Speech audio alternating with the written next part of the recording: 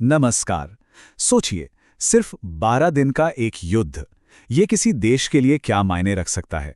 आज हम 2025 के एक रिसर्च पेपर की पड़ताल करेंगे। ये हमें बताता है कि कैसे एक छोटा सा, सिर्फ 12 दिन का संघर्ष तबाही की एक ऐसी चेन रिएक्शन शुरू कर देता है जिसने सब कुछ बदल कर रख दिया। तो जिस एनालिसिस की हम बात कर रहे हैं वो international journal of political science and governance में पब्लिश हुई एक स्टडी पर बेस्ड है। और ये स्टडी हमें दिखाती है कि जंग के जो असर होते हैं वो कितने गहरे और कितनी दूर तक जा सकते हैं। तो यहाँ एक बड़ा सवाल उठता है, जब भी जंग की बात होती है तो दिमाग में क्या आता है? फौज, हथियार, मिसाइलें। पर क्या हम उन आम लोगों के बारे में सोचते हैं? उनकी नौकरियों का क्या होता है? और उस माहौल का, उस पर्यावरण का क्या, जिस पर इसका सबसे बुरा असर पड़ता है? चलिए इसी को थोड़ा और समझते हैं। ये स्टडी रिपल इफेक्ट या कहें कि तरंग प्रभाव की बात करती है।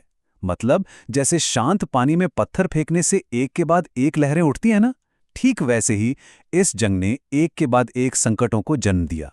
तो चलिए इन्हीं लहरों को एक एक करके देखते हैं। तो सारी कहानी शुरू होती है जून 2025 में। यही वो संघर्ष था जो एक तरह से कैटलिस्ट बना उन सभी विनाशकारी घटनाओं का जिनके बारे में हम आगे बात करेंगे। और देखें सब कुछ कितनी तेजी से हुआ। 13 जून इजराइल ने ऑपरेशन राइजिंग लाइन लॉन्च किया। इसके जवाब में ईरान ने फौरन मिसाइल और ड्रोन हमले किए। और फिर सिर्फ 12 दिनों के अंदर 25 जून को ईरान ने एक बहुत बड़ा कदम उठाया। उसने दुनिया की न्यूक्लियर वॉचडॉग यानी IAEA के साथ अपना सहयोगी खत्म कर दिया।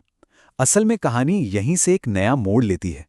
तो सबसे पहली लहर, और शायद सबसे दर्दनाक भी, इसका असर सीधा सीधा इंसानी जिंदगियों पर पड़ा।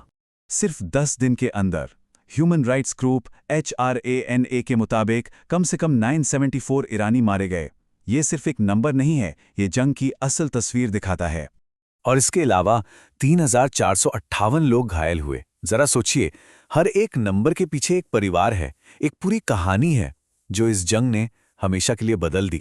और एक तरफ जब ये सब बाहर चल रहा था तो देश के अंदर भी एक अलग ही जंग छिड़ी हुई थी। ईरानी अधिकारियों ने 705 लोगों को गिरफ्तार कर लिया। इससे साफ पता चलता है कि कैसे जंग की आड़ में सरकार के खिलाफ उठने वाली आवाज़ों को दबाया जा सकता है। विस्थापन का जो पैमाना था वो तो चौंकाने वाला था। UN के ह्यूमन राइट्स एक्सपर्ट्स का कहना है कि तेहरान जैसे बड़े बड़े शहरों से लाखों लोगों को रातों रात अपने घर बार छोड़कर भागना पड़ा। मतलब देश के अंदर ही एक बहुत बड़ा मानवीय संकट खड़ा हो गया था। चलिए अब आते हैं दूसरी लहर पर, और वो थी इकोनॉमी। इस जंग ने ईरान की जो पहले से ही डामाडोल अर्थव्यवस्था थी उसकी कमर ही तोड़कर रख दी। जरा इन आंकड़ों को देखिए। GDP ग्रोथ जो पहले से ही मामूली थी, अब नेगेटिव में जाने की उम्मीद थी। महंगाई तो आसमान छू ही रही थी, और देश की करेंसी रियाल डॉलर के मुकाबले काफी ज्यादा गिर गई। हालात इतने बिगड़ गए थे कि स्टॉक मार्केट तक बंद करना पड़ गया। और ये ग्राफ तो पूरी कहानी कह देता है। ईरान का तेल एक्सपोर्ट, जो उसकी इकोनॉमी की रीढ़ की हड्डी है, वो लगभग ठप हो गया। सोचिए, 17 लाख बैरल हर दिन से गिरकर ये सिर्फ 1,02,000 बैरल पर आ गया। ऐसा इसलिए हुआ क्योंकि देश का जो सबसे बड़ा ऑयल टर्मिनल है खार्ग आइलैंड, वहां से एक्सपोर्ट पूरी तरह रुक गया था। अच्छा, अब बात करते हैं तीसरी लहर की। इस लहर ने ईरान की सियासत और उसके कानूनों को पूरी तरह से बदल दिया। आगे बढ़ने से पहले ये समझना जरूरी है कि IAEA आखिर है क्या। तो देखिए, ये UN की न्यूक्लियर वॉचडॉग एजेंसी है। इसका काम ये चेक करना है कि कोई देश अपने न्यूक्लियर प्रोग्राम का इस्तेमाल शांति के कामों के लिए कर रहा है या कहीं और। तो जैसा हमने देखा, ईरान की संसद ने IAEA के साथ सहयोग खत्म कर दिया, जो कि एक बहुत बड़ा इंटरनेशनल स्टेप था। लेकिन देश के अंदर क्या हुआ? सरकार ने जंग का फायदा उठाया और अपनी पकड़ और भी मजबूत कर ली। बड़े पैमाने पर गिरफ्तारियां शुरू हो गईं, जासूसी के नाम पर फटाफट मुकदमे चलाए गए, और इंटरनेट पर जाहिर है भारी सेंसरशिप लगा दी गई। और अब बात करते हैं चौथी और आखिरी लहर की। और ये वो लहर है जिसका असर शायद सबसे लंबे समय तक रहेगा, यानी पर्यावरण पर पड़ा असर। यहां पर एनवायरनमेंट को 3 लेवल पर नुकसान हुआ।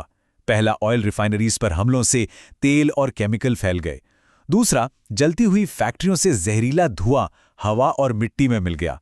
और तीसरा, जो सबसे ज्यादा चिंता की बात है, नातांज जैसे न्यूक्लियर साइट्स को जो नुकसान पहुंचा, उससे रेडियो एक्टिव गैस लीक होने का खतरा बन गया और इसका असर आने वाली कई पीढ़ियों तक रह सकता है। तो कुल मिलाकर इस पूरी स्टडी से क्या समझ आता है? यही कि जंग का असर सिर्फ मिलिट्री ठिकानों तक नहीं रहता।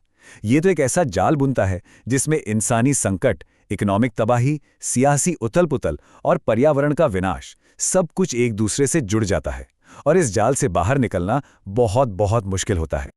और ये सब हमें एक बहुत बड़े सवाल के साथ छोड़ जाता है। आज की इस कनेक्टेड दुनिया में जब जंग के जख्म इतने गहरे हों और समाज के हर हिस्से में फैल जाएं, तो क्या कोई देश सच में कभी पूरी तरह से रिकवर कर सकता है? ये एक ऐसा सवाल है जिस पर सोचना बहुत जरूरी है।